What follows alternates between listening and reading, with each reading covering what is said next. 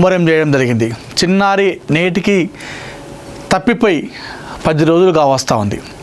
June 6వ తేదీ నాడు నానా అంటూ పామాయిల్ తోట ఆ దారి గుండా పరిగెత్తుకుంటూ వెళ్ళిన పాప 10 రోజులైనా ఇంటికి తిరిగి రాలేదు. ఈ 10 రోజుల వ్యవధిలో ఎన్నో అనుమానాలు, ఎన్నో ట్విస్టులు జరిగినాయి. ఆ పాపతో పాటు వెళ్ళినటువంటి కుక్క 3 రోజులకే తిరిగి రావడం, వచ్చిన తర్వాత దానికి GPS ట్రాకర్ని అమర్చిన తర్వాత దాన్ని ఆ ట్రాకర్తో అడవి అంతా కూడా తిప్పేయడం, దానికి ఆ తర్వాత నీరు ఆహారం లేక చనిపోవడం, ఆ చనిపోయేందుకు కూడా నీరు ఆహారం లేక కాదు, దానిపైన ఏదో విష ప్రయోగం జరిగింది, దానికి కూడా పోస్ట్ మార్టం నిర్వహించడం జరిగింది. దానిపైన కూడా పోలీసులు ఎంక్వైరీ చేస్తున్నారు. ప్రస్తుతం పాప కేసులో ప్రతిదీ కూడా క్షుణ్ణంగా పరిశీలిస్తున్నారు. అయితే పోలీసులకు ఉన్నటువంటి ఏకైక కీలక ఆధారం కుక్క. ఆ కుక్క కూడా చనిపోవడంతో పోలీసులు ప్రస్తుతం తలలు పట్టుకుంటా ఉన్నారు.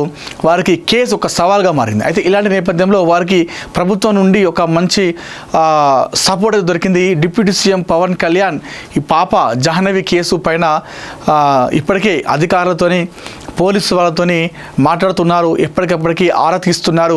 ఎన్డీఆర్ఎఫ్ బలగాలని కూడా మేము పంపిస్తాము, మీరు ఆ పాపని ఎలాగైనా క్షేమంగా తీసుకురావాలని చెప్పేసి సపోర్ట్ ఉంటుంది ప్రభుత్వం నుండి చెప్పడంతో ఎన్డీఆర్ఎఫ్ బృందాలు కూడా ప్రస్తుతం రంగంలోకి దిగడం జరిగింది. ప్రస్తుతం అక్కడ పోలీస్, అటవీ శాఖ, ఎస్డీఆర్ఎఫ్, అగ్నిమాపక శాఖతో పాటు ప్రస్తుతం ఎన్డీఆర్ఎఫ్ మొత్తం ఓవరాల్గా 400 మంది సిబ్బంది ఆ పామాయిల్ తోట, దాంతో పాటుగా పక్కన ఉన్నటువంటి కొండ ఈ ప్రాంతాల్లో జల్లెడ పడుతున్నారు పాప కోసం. సో 10 రోజులుగా వస్తుంది. ఈ 10 రోజుల్లో ఎన్నో వార్తలు, ఎన్నో ట్విస్టులు జరిగినాయి. అయితే ప్రస్తుతం ఈ కేసు విషయంలో మనం చూసుకుంటే ఈరోజు అమావాస్య అని చెప్పేసి అంటూ ఉన్నారు. అమావాస్య నాడు ఈరోజు క్షుద్ర పూజలు జరుగుతాయి. ఎంతోమంది ఈ బ్లాక్ మ్యాజిక్ చేసే వాళ్ళకు ఈ అమావాస్య అనేది వేదికగా చేసుకొని ఈరోజు చాలామంది కూడా అర్ధరాత్రి సమయంలో పూజలు నిర్వహిస్తుంటారు, పూజలు చేస్తూ ఉంటారు. అయితే ఈ నేపథ్యంలోనే పాప ఖచ్చితంగా ఈరోజు దొరుకుతుంది అని చెప్పేసి మరికొంతమంది చెప్తా ఉన్నారు. దీన్ని మరికొంతమంది తోసి పారేస్తున్నారు. అదేమీ కూడా కాదు, ఇవన్నీ కూడా నమ్మద్దు, మూఢనమ్మకాలు, ఇవి ఏమి కూడా జరగవు అని చెప్పేసి మరికొంతమంది తోసిపిస్తుంటే అక్కడ స్థానికులు మాత్రం ఈ విషయాన్ని చాలా గట్టిగా నమ్ముతూ ఉన్నారు, బలంగా నమ్ముతున్నారు. అయితే కొంతమంది పూజారులు కావచ్చు, మరికొంతమంది పండితులు, జ్యోతిష్యులు పాప పైన జ్యోతిష్యం చెప్తా ఉన్నారు. ఖచ్చితంగా పాప వస్తుంది, పాప క్షేమంగానే ఉంది, ఆ టైం వరకే పాప వస్తుంది. సో ఈరోజు అమావాస్య దొరికితే ఈరోజు దొరకాలి పాప, దొరకకపోతే అసలు మళ్ళీ దొరకదు పాప అని చెప్పేసి మరికొంతమంది చెప్తా ఉన్నారు. కానీ ఇవన్నీ కూడా మనం నమ్మొద్దు, ఇవన్నీ కూడా మూఢనమ్మకాలని ప్రేరేపించిన వాళ్ళం అవుతాం కాబట్టి సో వీటి మొత్తం కూడా మనం కొట్టిపారేయాలి. ఏదైతే పోలీస్ శాఖ నుండి, ప్రభుత్వం నుండి వచ్చేటువంటి ఏదైతే సమాచారం ఉంటుందో దాన్ని మాత్రమే మనం పరిగణలోకి తీసుకొని వాటిని మాత్రమే నమ్మాలి. మరి ఏ ఇతర విషయాలను కూడా మనం నమ్మొద్దు. ఈ క్షుద్ర పూజలు, చేతబడులు, నరబలులు, అర్ధరాత్రి చేతబడులు, ఇవన్నీ కూడా ట్రాష్, ఇవన్నీ కూడా ఏమి ఉండవు. కానీ కొంతమంది ఈ అమావాస్య వచ్చిందంటే క్షుద్ర పూజలు చేస్తారు. అయితే దానిలో భాగంగానే పాపని పక్క ప్లాన్తోనే ఒక వారం 10 రోజుల ముందు కిడ్నాప్ చేసారు. ఇదంతా కూడా ఒక కుట్రలో భాగమే, ఇది వెనకాల ఒక పెద్ద స్కెచ్ ఉందని చెప్పేసి మరికొంతమంది చెప్తా ఉన్నారు. సో మనం దీన్ని పక్కన పెట్టాలి, దీన్ని మనం నమ్మడానికి వీలేదు. సో నమ్మితే కూడా మనం మూఢనమ్మకాలని ప్రేరేపించినట్టు అవుతుంది. దాంతోపాటుగా ఎంతోమంది కూడా ప్యానిక్ అయ్యేటువంటి అవకాశం ఉంటుంది. అయితే ఈ విషయంలో, ఈ జాహ్నవి విషయంలో ముందుగా ఈరోజు మనకు 10 రోజుల హైలైట్స్ లాగా చూసుకుంటే ఈ అమావాస్య అనేది ఒక తెరపైకి వస్తూ ఉంది అటువంటి అంశం. అయితే ఇప్పుడు ఇంకొక విషయం తీసుకుంటే పోలీసులకి ఉన్నటువంటి ఏకైక ఆధారం కుక్క. అయితే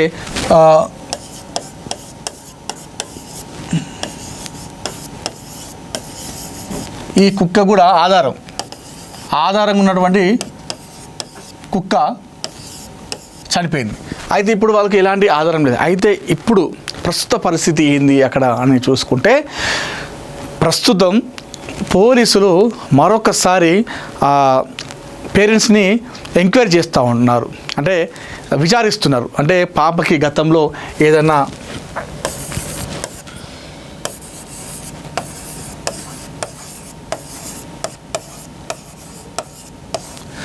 ఎందుకంటే ఏకైక ఆధారం కుక్క ఉండే కుక్క చనిపోయింది. ఇప్పుడు ఎలాంటి ఆధారం లేదు. సరే వారి దగ్గర మొబైల్ ఉంటేనేమో దాని ద్వారా ట్రాకింగ్ చేసుకోవచ్చు. అంటే చిన్న పాప దగ్గర మొబైల్ ఉండదు. ఆమె వెళ్ళిన మార్గం కూడా రోడ్డు మార్గంలో వెళ్తేనేమో మనకు సీసీ కెమెరాలు కనిపిస్తాయి. ఆ పాప వెళ్ళిందేమో అడవి మార్గాన, అటు దాటితే మళ్ళీ కొండ ప్రాంతం. ఓవరాల్గా చూసుకుంటే కూడా అంతా కూడా అడవి ప్రాంతం లాంటి ప్రాంతంలోనే పాప తప్పిపోయింది. ఇప్పుడు ఈ తరుణంలో పోలీసులకు సవాల్గా మారింది. అయితే ఇలాంటి నేపథ్యంలో పోలీసులు మరొకసారి చిన్నారి తండ్రిని విచారిస్తున్నారు. అంటే మళ్ళీ అడుగుతూ ఉన్నారు, మీకు ఏం జరిగింది, గతంలో మీకు ఎలాంటి ఏమైనా గొడవలు జరిగాయా వేరే వాళ్ళతో గతంలో అడిగారు. అయితే ఉన్న అటువంటి కుక్క చనిపోవడంతో వాళ్ళకి ఇక మరొకసారి వాళ్ళ తండ్రిని విచారిస్తున్నారు. చెప్పండి అని చెప్పేసి మొదటి నుండి అడుగుతున్నారు. అసలు ఏం జరిగింది, మీ కుటుంబం ఏంటిది, మీరు ఎక్కడ ఉండేవాళ్ళు, ఇక్కడికి ఎప్పుడు వచ్చారు, గతంలో మీ బంధువులతో గొడవలు జరిగాయా, ఏదైనా విభేదాలు వచ్చాయా, మీ కుటుంబ సభ్యులు ఏదైనా గొడవలు ఉన్నాయా, గతంలో వేరే వారితో స్థానికులతో ఏదైనా పగలు కక్షలు గొడవ లాంటివి జరిగాయా, ఏదైనా పంచాయతీలు లాంటివి లేదంటే కేసులు లాంటివి ఏమైనా మేమైనా పడ్డాయా, లేకపోతే మీరు వేరే వాళ్ళపైన పెట్టడం జరిగిందా అడగడం జరిగింది. ఏదైతే వాళ్ళ చిన్నారి తల్లి ఒక కారు విషయంలో గొడవ జరిగింది, వాళ్ళు ఏమైనా చేసుకుంటారేమో అని చెప్పేసి చిన్నారి తల్లి చెప్పింది. ఆ విషయాన్ని కూడా అడుగుతూ ఉన్నారు. మరి కారు విషయంలో గొడవ జరిగింది కదా, ఆ కారు ఏ విషయంలో జరిగింది, ఎందుకు జరిగింది, ఆ గొడవ తర్వాత మళ్ళీ ఎప్పుడన్నా వాళ్ళు మీకు కలిశారా, ఏదన్నా మీపైన దాడి చేసే ప్రయత్నం ఏమైనా చేశారా అని చెప్పేసి మరొకసారి చిన్నారి తండ్రిని వాళ్ళు విచారిస్తున్నారు, అడుగుతున్నారు. అంటే ఎందుకంటే వాళ్ళ దగ్గర ఉన్నటువంటి ఓప్స్ లేదు, కుక్క చనిపోయింది కాబట్టి వాళ్ళకు ఉన్నటువంటి ఆధారం. ఒకవైపు ప్లాన్ ఏ అమలు చేస్తూ ఉన్నారు పోలీసులు, అటవీ శాఖ అధికారులు, ఎన్డీఆర్ఎఫ్, ఎస్డీఆర్ఎఫ్, అగ్నిమాపక శాఖ అంతా కూడా ప్లాన్ ఏ చేస్తూ ఉంది. ఆ ప్లాన్ ఏతో పాటు ఇప్పుడు ప్లాన్ బిని అమలు చేస్తూ మరొకసారి ఇటు మొదటి వైపుగా వచ్చి చిన్నారి తండ్రిని విచారిస్తున్నారు. చిన్నారి తండ్రి దగ్గర ఇంకా విషయాలను రాబట్టే ప్రయత్నం చేస్తూ ఉన్నారు. ఎందుకంటే ఆ చిన్నారి తండ్రి వయసు కూడా చాలా చిన్నదే, మరి ఎంత పెద్దవాళ్ళు కూడా కాదు, చిన్నవాళ్ళు కావడంతో సో వాళ్ళు చెప్పనికి వస్తాయి రాదు అని చెప్పేసి పోలీసులు క్షుణ్ణంగా అడుగుతున్నారు. ప్రతి ఒక్క విషయాన్ని కూడా పూసగూర్చినట్టు చెప్తూ అడుగుతూ ఉన్నారు. ఇట్లా ఈ విషయాలను కూడా వాళ్ళ తండ్రి దగ్గర నుండి రాబట్టే ప్రయత్నం చేస్తూ ఉన్నారు.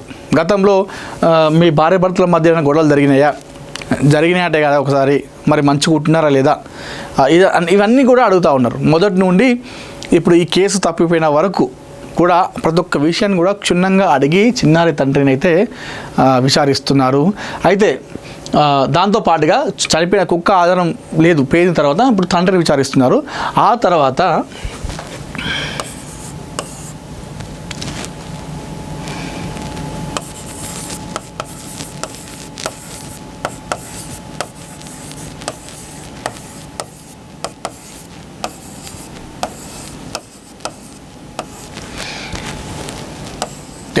పోలీసులకి మరొక కీలకంగా ఉన్నటువంటి ఏదైనా ఉందంటే ఆధారం, అదొక చిన్నారిని చివరిసారిగా చూసిన వ్యక్తి.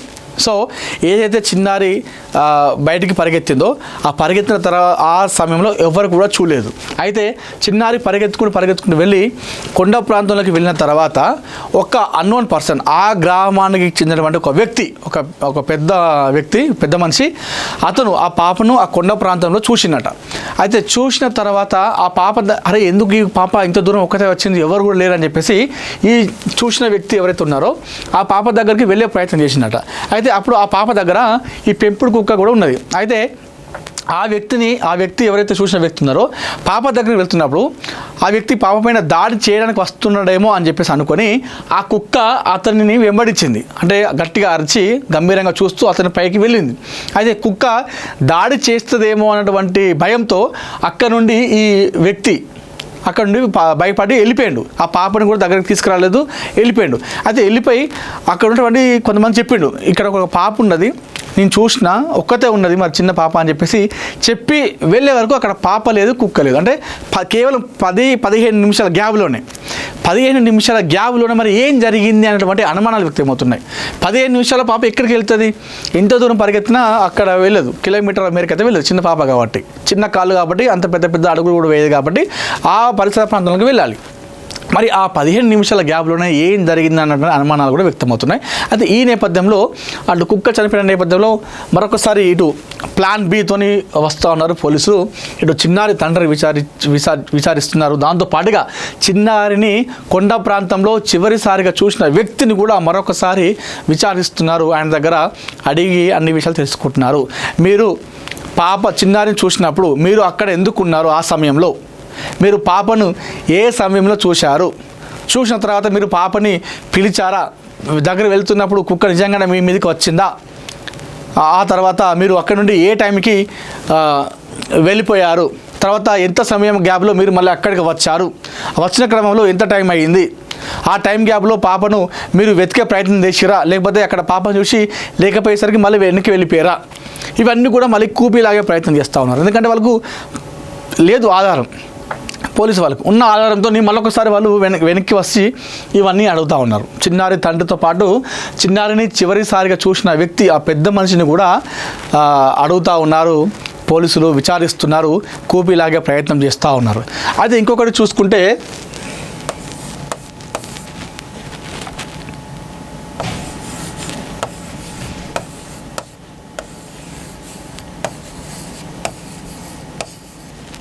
ముసలావిడ అయితే రాజమండ్రి బస్సులో ఈ చిన్నారి జాహ్నవి కనిపించిందని ఒక వృద్ధ మహిళ, ఒక ముసలావిడ చేతిలో ఆ చిన్నారి జాహ్నవి ఉన్నట్టుగా మనకు వార్తలు వస్తున్నాయి ప్రస్తుతం. మరి నిజంగానే ఎవరైతే ఒక యూట్యూబర్ వీడియో పెడితే ఆ యూట్యూబర్ కింద ఒకరు కామెంట్ చేయడం జరిగింది. నేను చిన్నారి జాహ్నవిని చూశాను, రాజమండ్రి దగ్గర ఒక ముసలావిడ ఇద్దరు వృద్ధ దంపతులు చిన్నారి జాహ్నవిని ఎత్తుకొని వెళ్తున్నారు, ఆ దృశ్యాన్ని చూశానని చెప్పేసి ఒక యూట్యూబ్ కింద ఒక వ్యక్తి కామెంట్ చేయడం జరిగింది. అయితే ఈ నేపథ్యంలో కూడా ఆ రకంగా కూడా చాలామంది అనుమానం వ్యక్తం చేస్తున్నారు. మరి ఇంతకీ ఆ వృద్ధ దంపతులు ఆ అడవికి ఎందుకు వచ్చారు? లేకపోతే చిన్నారి రోడ్డు తప్పిపోయి ఆ రోడ్డు మీదకి వెళ్తే ఆ వృద్ధ దంపతులు మరి ఆ పాపను తీసుకొని వెళ్ళారా అనే విషయం కూడా చూసుకోవాలి. ఎందుకంటే మరి ఇంత జరుగుతుందా, మరి ఆ వృద్ధ దంపతులు ఎందుకు ఇవ్వట్లేదంటే వారిద్దరు ముసలోళ్ళట, వారికి ఎలాంటి ఆధారం కూడా లేనట్టుగా కనిపిస్తుందో చూస్తే వారి దగ్గర మొబైల్ ఉందో లేదో. ఒకవేళ మొబైల్ ఉంటేనేమో వాళ్ళు చూసి ఇలా జరిగితే అరే ఈ పాపకి ఇట్లా అని చెప్పేసి సంబంధిత అధికారులకు చెప్తారు. వాళ్ళ దగ్గర మొబైల్ లాంటి ఏం లేదు కాబట్టి వాళ్ళకి ఇలాంటి ఇన్ఫర్మేషన్ తెలియదు. ఒకవేళ లేదు నిజంగానే వాళ్ళు కావాల్సుకునే పాపని తీసుకెళ్ళిరా అనే దానిపైన కూడా కొంతమంది అనుమానం వ్యక్తం చేస్తూ ఉన్నారు. ఏదైతే ముసలావిడి దగ్గర రాజమండ్రిలో కనిపించింది చిన్నారంటే మరి నిజమేనా, లేకపోతే జాహ్నవి? ఎందుకంటే చిన్నపిల్లలు కొంతమంది చూడడానికి ఒకేలాగా అనిపిస్తారు సేమ్. ఆ రకంగా ఏమన్నా అనుకున్నది అనే విషయం కూడా మనం చూసుకోవాలి. మరి నిజంగానే ఆ రాజమండ్రిలో చిన్నారి ఉందా? ఆ ముసలి దంపతులు వెతుకుంది చిన్నారి జాహ్నవినేనా, లేకపోతే ఎవరినో చూసి ఎవరో అనుకున్నారా అనేది కూడా మనం చూసుకోవాలి. సో ఇవన్నీ కూడా ప్రస్తుతం చక్కర్లు కొడుతూ ఉన్నాయి. పోలీసులు అయితే మొత్తానికైతే అటు ప్లాన్ ఏతో పాటు అటు సర్చింగ్ ప్లాన్ ఏలో గాలింపుతో పాటు ప్లాన్ బిలో ఇటు విచారణ చేపడుతున్నారు. ఇటు చిన్నారి తండ్రిని అదేవిధంగా చివరిసారిగా చూసిన వ్యక్తిది విచారిస్తున్నారు. వాళ్ళకు ఉన్నటువంటి ఏకైక ఆధారం కుక్క చనిపోయింది కాబట్టి మరొకసారి ఈ రకంగా వాళ్ళు వెనకకి వచ్చి మొదటి నుండి మరొకసారి ఆ విధంగా విచారిస్తున్నారు. క్షుణ్ణంగా ప్రతి విషయాన్ని కూడా గతంలో ఏమైతే అడిగిరో మరొకసారి అన్నీ కూడా కూపిలాగే ప్రయత్నం చేస్తూ ఉన్నారు. సో ఏలాగైనా సరే ఆ పాప చిన్నారి క్షేమంగా రావాలన్నటువంటి ఉద్దేశంతో పోలీసులు అధికారులు అయితే ఇక్కడ తీవ్రంగా కష్టిస్తున్నారు. మరి ముసలావిడ అంటున్నారు ఆ చివరిసారిగా చూసిన వ్యక్తిని విచారిస్తున్నట్టున్నారు, చిన్నారి తండ్రిని విచారిస్తున్నారని చెప్పేసి అంటున్నారు. మరోవైపు అమావాస్య పాప దొరికితే ఈరోజు దొరకాలి, లేదంటే దొరకదు అని చెప్పేసి మరికొంతమంది చెప్పేసి చెప్తున్నారు. ఎంతమంది ఎన్ని రకాలుగా ఎన్ని మాట్లాడినప్పటికీ కూడా మనం అందరం కోరుకున్నది 2 తెలుగు రాష్ట్రాల ప్రజలు ఆ కన్న తల్లిదండ్రులు అయితే ఏ విధంగా అయితే ఎదురు చూస్తున్నారు పాప కోసం, 2 తెలుగు రాష్ట్రాల ప్రజలందరూ కూడా ఆ చిన్నారి జాహ్నవి కోసం ఎదురు చూస్తున్నారు.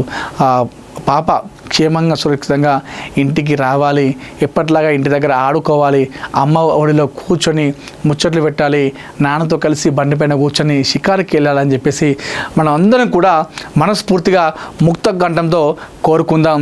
సో కమ్ బ్యాక్ సూన్ చిన్నారి జాహ్నవి.